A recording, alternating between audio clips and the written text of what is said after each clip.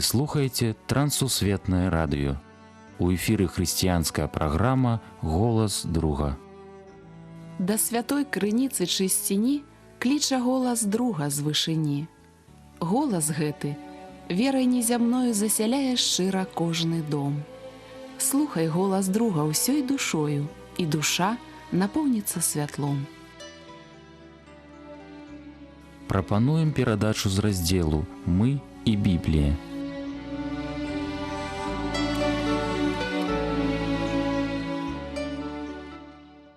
Мір вам, паважаныя слухачы. Разам з вамі ў эфіры Сергей Брышцель. Тэма сённяшняй размовы – адказнасць. Раніцай пасля напружаных выходных ніяк не мог прачнуцца. Царкоўныя сустрэчы, госці на працы, дапамога знаёмай жанчыне з пераездам, некалькі сустрэчаў, удзел канферэнцыі. Пасля чарговай спробы мяне абудзіць, жонка сказала: «Сергей, я стамілася паўтараць, больш не буду. Зараз гэта твая адказнасць». Ага, ключы аддаў то ў мяне, падумаў я. Не, насамрэч, сон як рукой зняло.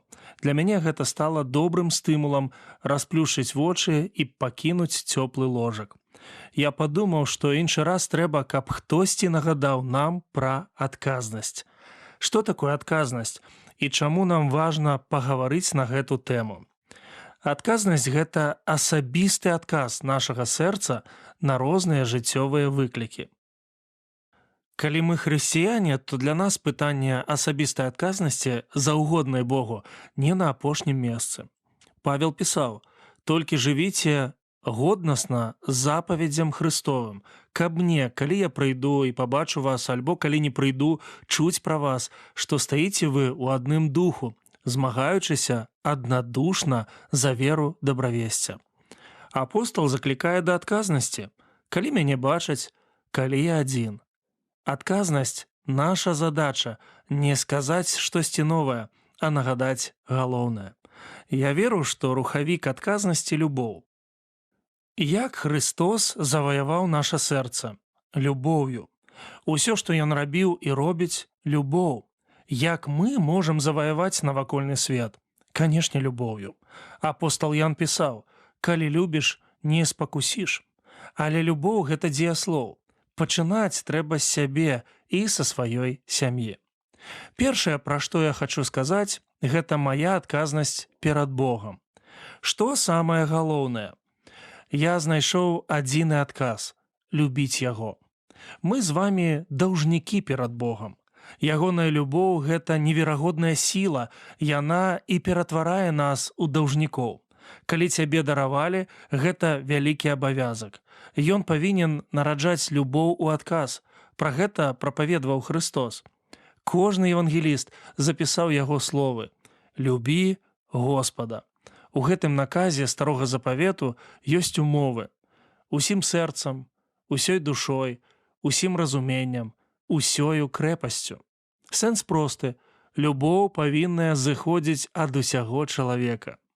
Пра гэта пытаў Ісус Пятра: «Ці любіш ты мяне?»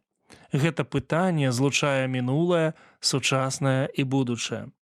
У нашай царкве нейкі час назад быў праблемны чалавек. Аднойчы ён мне сказаў: «Сергей, ты змяніўся ў лепшы бок, а я ўсяго толькі вучыўся яго любіць».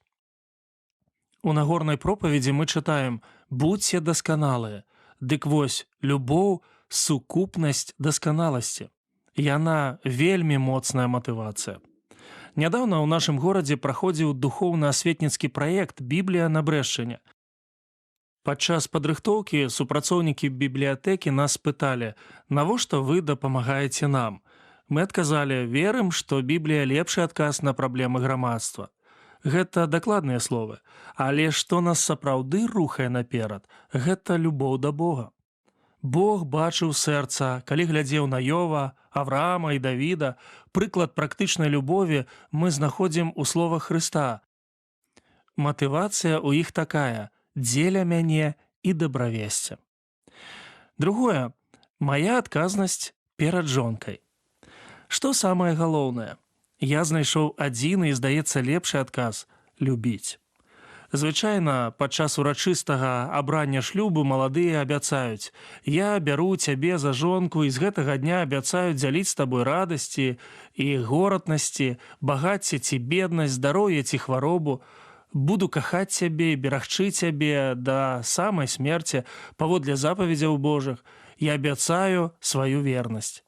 Перад Богам, царквой, сваякамі, гасцямі мы абяцаем, што будзем кахаць жонку.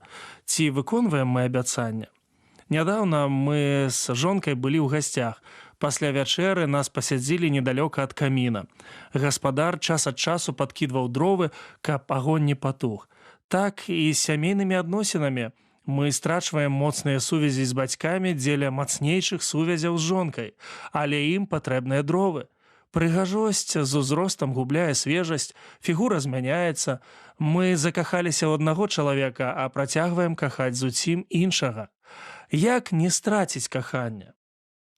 Яе трэба шукаць першым чынам па вертыкалі, у Бога, а практыкаваць па гарызанталі ў рэальных умовах. У гісторыі Беларусі ёсць адно імя – Юзеф Крашэўскі. Яго называюць самым пладавітым пісьменнікам.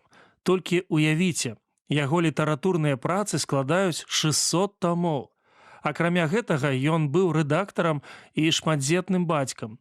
Нягледзячы на гэта, бібліёграфы пішуць, што ён умеў адкладаць усё дзеля сваёй жонкі і 4 дзяцей.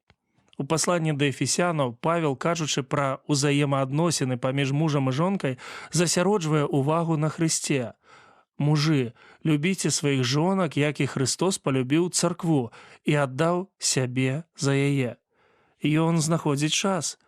Ён стаў ахвярай. Ён клапоціцца пра духоўную чысціню царквы. Христос на зямлі – гэта прыклад практычнай любові для любой сям'і. Трэцяе. Хачу сказаць пра маю адказнасць перад дзецьмі. Што самае галоўнае? Гэта мая асабістая любоў да пісання. Давайте прыгадаем Майсея. Ён 40 гадоў быў кіраўніком ізраільскага народу. У другім законе ён нагадвае запаведзі і дае апошнія настаўленні. У 17 раздзеле Майсей прыгадвае цароў. Дарэчы, іх яшчэ ў Ізраіля не было. Нашай мовай кажучы, яго парада гучала так: «Не памнажай аўтамабілі, не паглядай на чужых жонак, не засяроджвайся на матэрыяльным». Гутарка пра цароў са шчыльным графікам і вялікай адказнасцю за народ. Майсей ведаў, што казаў. Ён быў егіпецкім прынцам і атрымаў лепшую адукацыю таго часу. Ён працягвае: «Перапішы Тору, насі яе з сабой, чытай і выконвай. Ты знойдзеш страх Гасподні і станеш пакорлівым чалавекам». Майсей марыў пра палітыка з Бібліяй у руках. Менавіта такім прадстае прад намі на помніку тысячагоддзя ў Брэсце Мікалай Радзівіл Чорны. Там ён з кнігай, з Бібліяй. Такую выяву маляваў сабе Майсей. Той, хто наперадзе, той, хто кіруе, ён павінен стаць духоўным прыкладам. Скажыце, такі чалавек можа пакінуць пасля сябе добры след? Ці захочуць дзеці пераймаць яму? І вы, бацькі, не дакучайце дзецям вашым, а гадуйце іх у навуцы і настаўленні Гасподнім. Пасланне да Эфесянаў, 6 раздзел, 4 верш. У адной царкве я бачыў, як бацька сарваўся на сыне. Малодшы не слухаў, губляў увагу, і старэйшы ў гневе прымушаў яго сядзець на лаўцы. Бог шукае добраахвотнікаў, і нам трэба выхаваць добраахвотнікаў. Гэта адбываецца толькі на асабістым прыкладзе. Нельга самому глядзець серыял, а ад дзіця чакаць чытання Бібліі. Господ за мастацтва разнастайнасці, за прынцып добраахвотнасці. Нядаўна я зайшоў у пакой сына. Ён чытаў Біблію і рабіў нататкі. Больш таго, карыстаўся такімі ж электронным нататнікам, як і я. Не, гэта не поспех выхавання, а Божая мілата. Але сёння наш з вамі прыклад практычнай любові да пісання можа аказаць вялікі ўплыў на будучае нашых дзяцей. Наша гутарка была прысвечана тэме адказнасці. Гэта сапраўдная любоў да Бога, да жонкі, да пісання.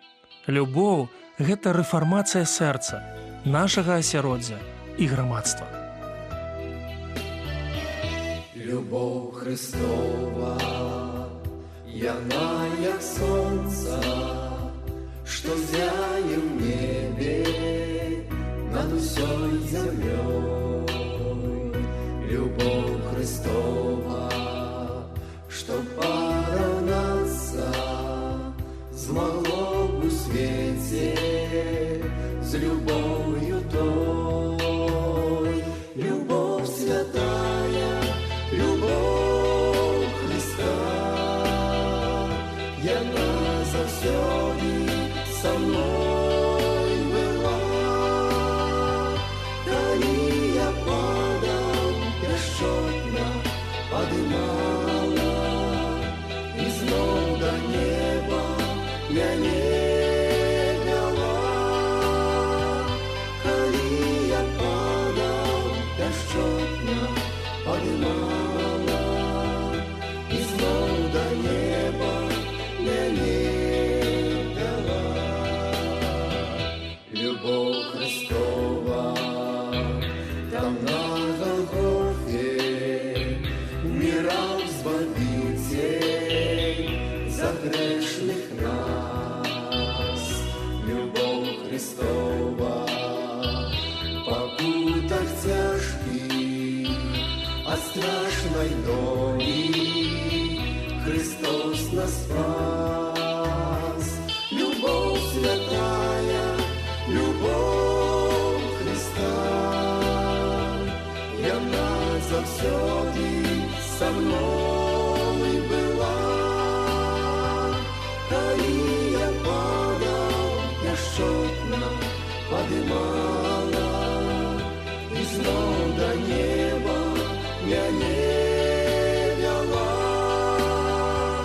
Калі я падаў, пяшчотна падымала, і зноў да неба мяне вяла.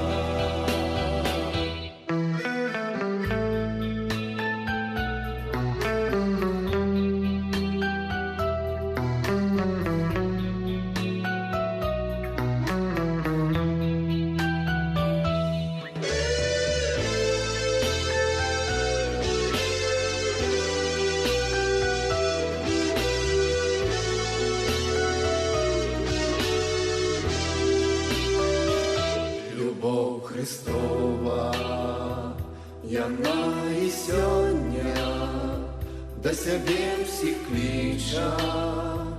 Прыйдзі цяпер, ідзі да Ісуса, спяшайся хутка, пакуль адкрыта да Бога дзвер. Любов святая, любов Христа, яна заўсёды са мной была. Калі я падаў, пяшчотна падымала, і зноў да неба мяне вяла. Калі я падаў, пяшчотна падымала, і зноў да неба мяне вяла. На гэтым наша сённяшняя перадача завершана. З вами быў Сяргей Брышцель. Як і заўсёды, чакаем вашых пісем і водгукаў аб нашых перадачах. Пішыце, калі ласка, на адрас: праграма «Голас друга», паштовая скрынка 45, індекс 224020, горад Брэст 20, Беларусь. Да новых сустрэч на хвалях Трансусветнага радыё. Усяго добрага, беражы вас Бог.